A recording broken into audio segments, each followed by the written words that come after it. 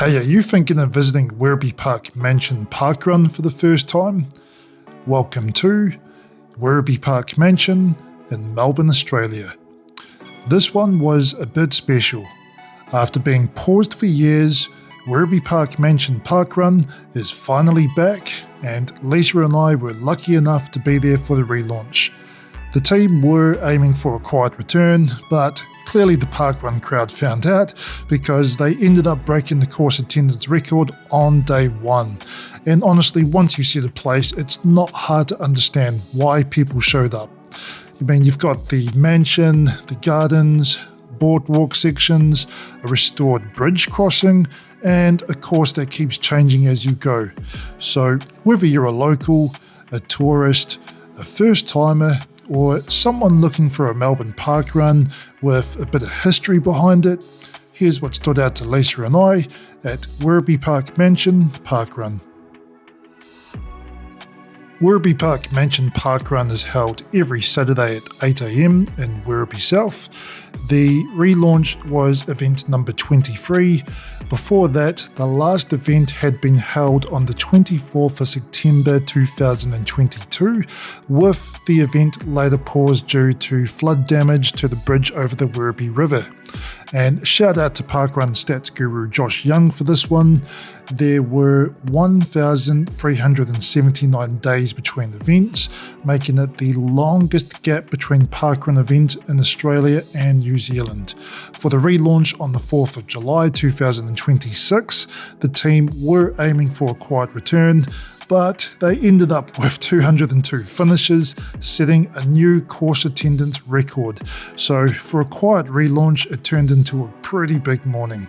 And now that the word is out, I wouldn't be surprised if this one starts pulling bigger numbers over the next few weeks.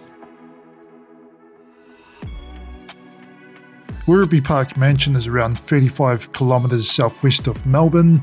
If you're driving from Melbourne CBD, you're looking at roughly 35 minutes depending on traffic. You'll come in through the Werribee Park grounds, and on the way in, you'll pass Werribee Open Range Zoo on your right. Parking is available within the Werribee Park, and from there, you'll make your way towards the mansion area where everyone gathers. If you're coming by public transport, you can catch the 439 Werribee South bus from Werribee train station, but give yourself a bit of extra time here because this isn't really one of those places you want to rush into at the last minute. Once you make your way in from the car park, this is where the place really starts to show off a bit. You've got the mansion, the gardens, the open space, and plenty of spots that are worth stopping for a photo. The start and finish area is right near the mansion, which is a pretty unreal backdrop for a parkrun. There are toilets, cafes, drinking fountains, and plenty of space around the mansion grounds.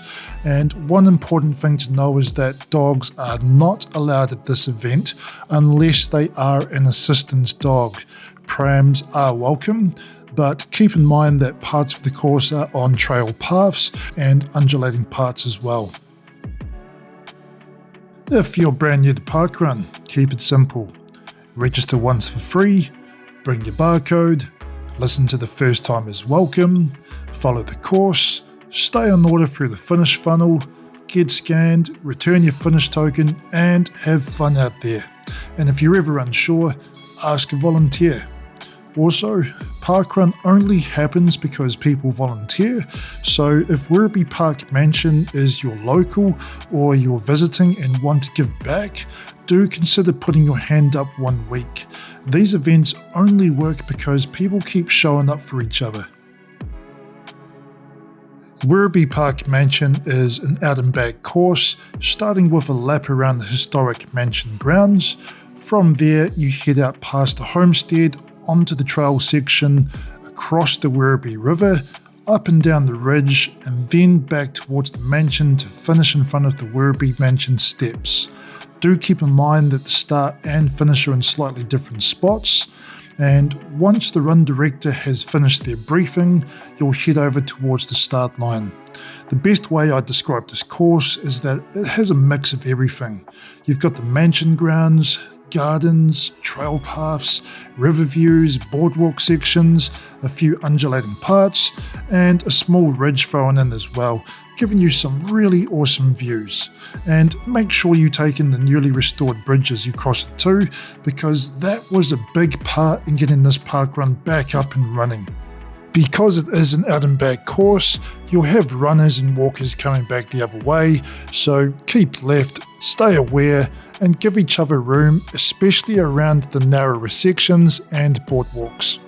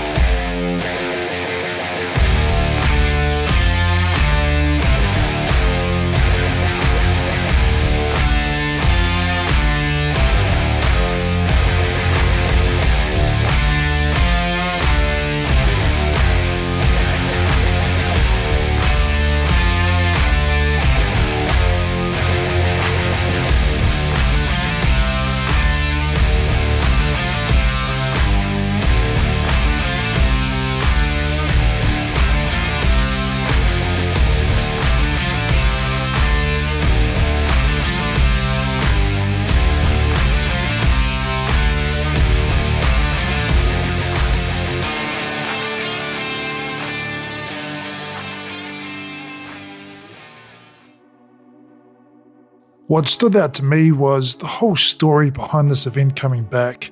This wasn't just another Saturday morning park run, this was a relaunch after being paused for years. From what I understood, there were quite a few hurdles to get this event back up and running again.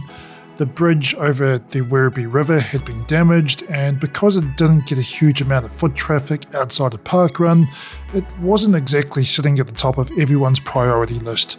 But there was a lot more involved behind the scenes, from getting the bridge sorted to working through approvals with Parks Victoria, Parkrun Australia and Parkrun HQ in the UK.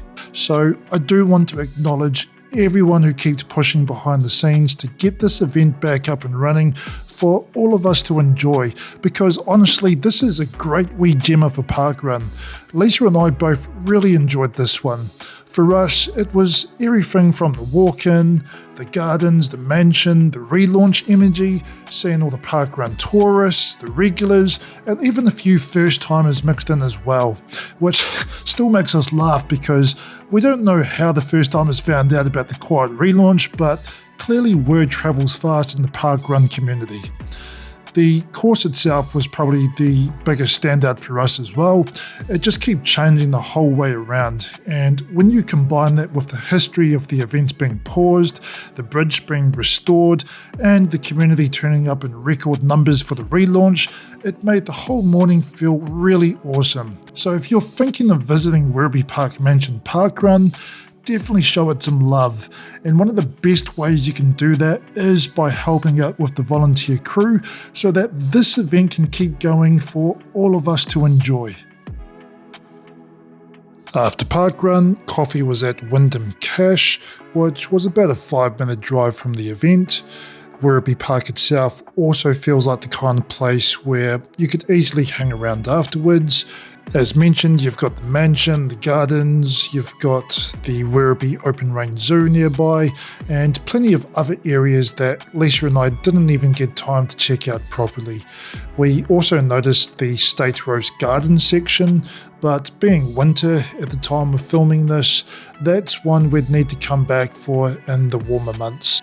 So this is definitely one of those park runs where you can turn the morning into a bit more than just a 5k, run or walk the course, grab a drink and feed afterwards, then come back and explore more of the park properly. So that's us from Werribee Park Mansion Parkrun. Parkrun completed, relaunch day done, bridge crossed, course attendance record witnessed. Big Dan and Lisa, over and out.